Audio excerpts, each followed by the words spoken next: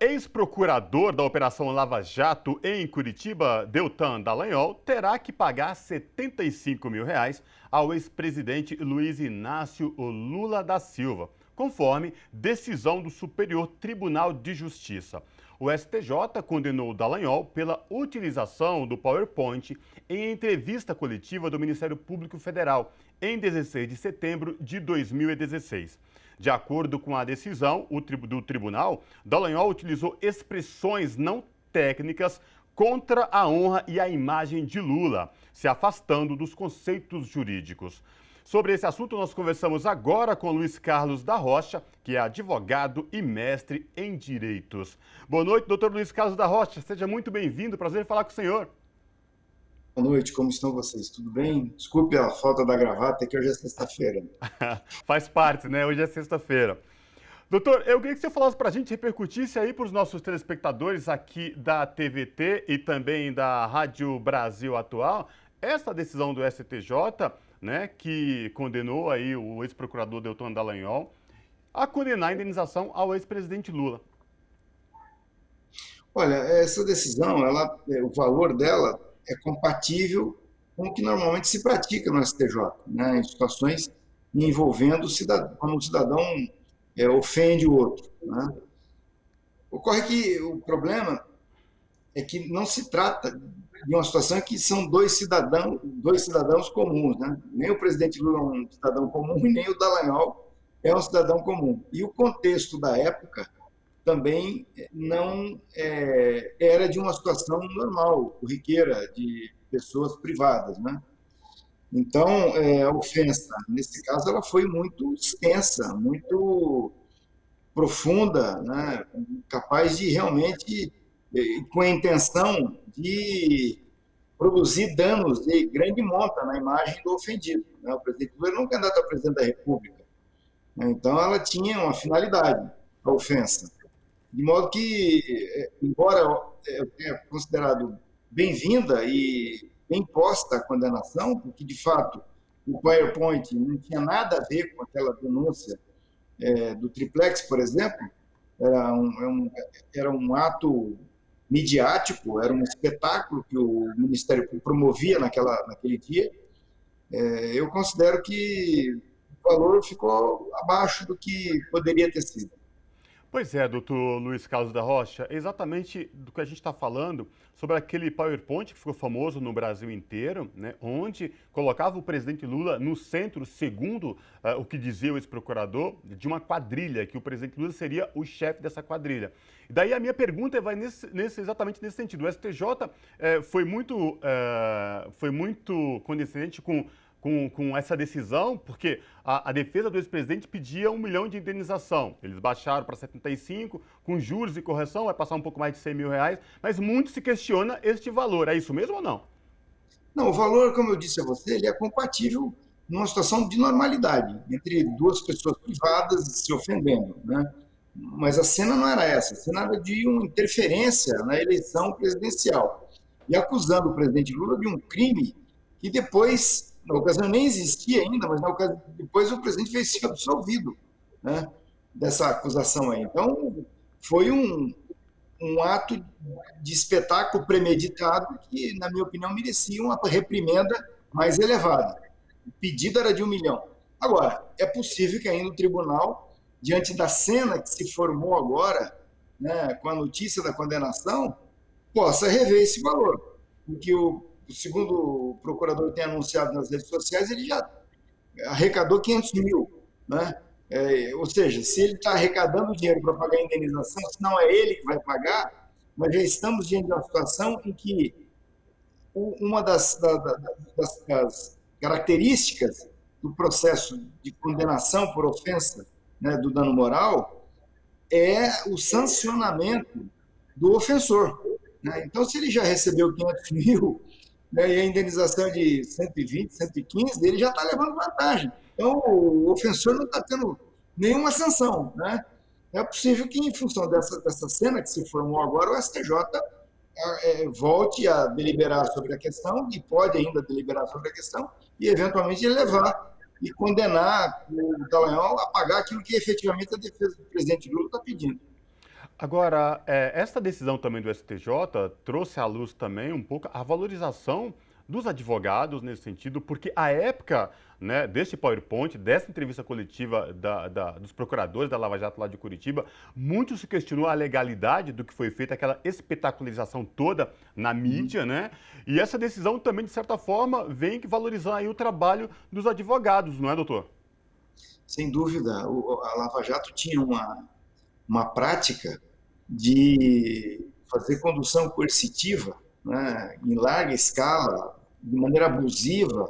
Todo mundo que eles deitavam uma investigação sobre a pessoa, ou era presa, ou sofria uma condução coercitiva. E o argumento, na ocasião, que o Moro usou, é que era preferível fazer uma condução coercitiva ao invés de prender. Ora, se não tem elementos para prender, você não pode fazer condução coercitiva, porque a pessoa não é obrigada a falar.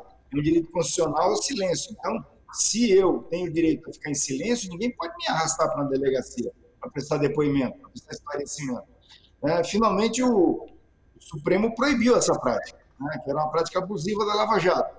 Nós tínhamos também as prisões provisórias alongadas, abusivamente, para, como diz o ministro Gilmar Mendes, pressionar, torturar psicologicamente os réus e levá-los às delações, como aconteceu em muitos casos. Enfim, e os vazamentos. Né? Toda vez que tinha uma operação, havia um vazamento antes, a fim de que o nome dos investigados fosse largamente exposto no Jornal Nacional, né, combinado com a Rede Globo, e com isso você já antecipava uma culpa, uma condenação, já destruía a imagem do investigado. Né? Então é nesse contexto que eu acho que essa questão tem que ser posta. E como você disse, de fato é um momento em de se prestigiar, revalorizar a advocacia, porque o direito de defesa é um pilar essencial, fundamental da democracia. Né? Agora, doutor Luiz Carlos da Rocha, na época desta coletiva de imprensa, com esse PowerPoint que viralizou, a gente lembra que alguns veículos tradicionais da mídia, por exemplo, televisões, jornais, televisões deram blocos inteiros falando desse PowerPoint, jornais impressos e revistas deram capas e mais capas gigantescas. Mas, no entanto, quando essa decisão foi revertida e o STJ deu ganho de causa ao ex-presidente Lula, você não viu esse mesmo tratamento na mídia, né? Como que o senhor avalia isso? Olha, tem um escritor francês que escreveu uma obra muito importante, que sobre o espetáculo, né? O uso do processo judicial como elemento do espetáculo. O título da obra é Estado e Espetáculo. E isso, portanto, não é novo, é uma coisa antiga, estudada por filósofos, juristas, gente da área da ciência política, e o que se fez na ocasião foi isso. Né? A Lava Jato fazia isso cotidianamente, ao final de cada operação se fazia uma coletiva. Nesse caso, eles resolveram fazer uma coletiva do nada, né? Não tinha nem operação, e fizeram uma coletiva e colocaram lá aquele PowerPoint com o presidente Lula no meio. Né? Ou seja, era parte desse processo da destruição da reputação. Certo? Então, quando o STJ julga isso, julga um processo como esse, essa ofensa que foi feita ao presidente Lula por ocasião daquela coletiva do PowerPoint, tem que contextualizar que o que se pretendia era realmente ofender, o que se pretendia era realmente destruir a reputação do presidente Lula. Né? Portanto, foge de uma situação de normalidade, de um processo qualquer, e, portanto, eu acho que é preciso dar uma resposta para essa situação, porque ela não é só uma reparação ao presidente Lula. A democracia foi violentada, a democracia foi atingida. Toda vez que uma autoridade, um sistema de justiça, faz isso com um réu, qualquer que seja ele, isso funciona como uma agressão à democracia, porque a ampla defesa, o contraditório, a presunção da inocência são pilares da democracia, são direitos fundamentais que têm que ser protegidos com rigor. Né? E, nesse caso, foram brutalmente estraçalhados pelo Dallagnol e pela turma da Lava Jato. Eu acho que, realmente, Se o STJ puder voltar a deliberar sobre esse tema, eu creio que seria muito oportuno que a reprimenda fosse exatamente como a defesa do presidente Lula está pedindo. A época em que o presidente ficou detido lá em Curitiba, na Polícia Federal, o senhor foi um dos advogados que sempre esteve lá presente e visitava o ex-presidente lá na carceragem da Polícia Federal. E o presidente sempre falou nas entrevistas que não iria sossegar, não iria descansar enquanto não provasse a sua inocência e provar que os procuradores da Lava Jato estavam usando, né, o Poder Judiciário como uma questão política para atacá-lo particularmente. Depois dessa decisão do STJ, como que o senhor viu tudo isso? E mais, né, o que o senhor pode falar para a gente de quando o senhor visitava, o presidente era enfático e falava exatamente isso, doutor? Eu creio que essa decisão, embora esse valor de 75 mil seja até simbólico, né, ela tem uma importância muito grande, né, porque ela é como que um certificado que atesta que o presidente Lula tinha razão em todas as decisões que ele tomou, a começar pela decisão de não sair do país. Né? Ele poderia ter se exilado em outro lugar, como o Evo Morales fez, como o ex-presidente do Equador fez também, saíram do país. O presidente Lula resolveu ficar, ser preso e vir para Curitiba. E desde o primeiro minuto que eu estive em contato com ele aqui em Curitiba, ele era absolutamente convicto, dizendo que era uma mentira e que ele Lula, iria derrotar a mentira.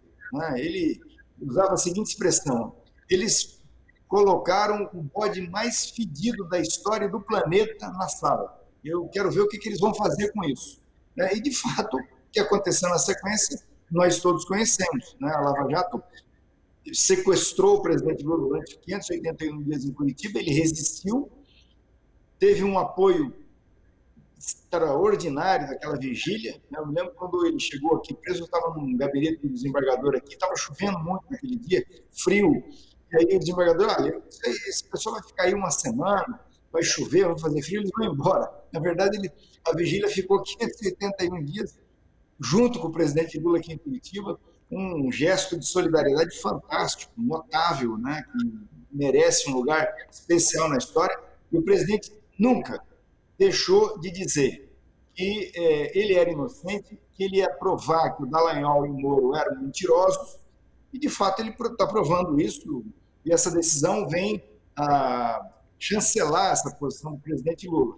Inclusive, quando foi oferecido para ele a possibilidade dele sair com tornozeleira, ele soltou aquela frase famosa: meu pé não é, minha canela não é canela de pombo, para ficar com argola. Então, ele foi, a certeza, a convicção, a firmeza do presidente Lula fez com que todo mundo no entorno dele também tivesse a convicção de que isso seria superado, de que a situação dele seria uma situação vitoriosa.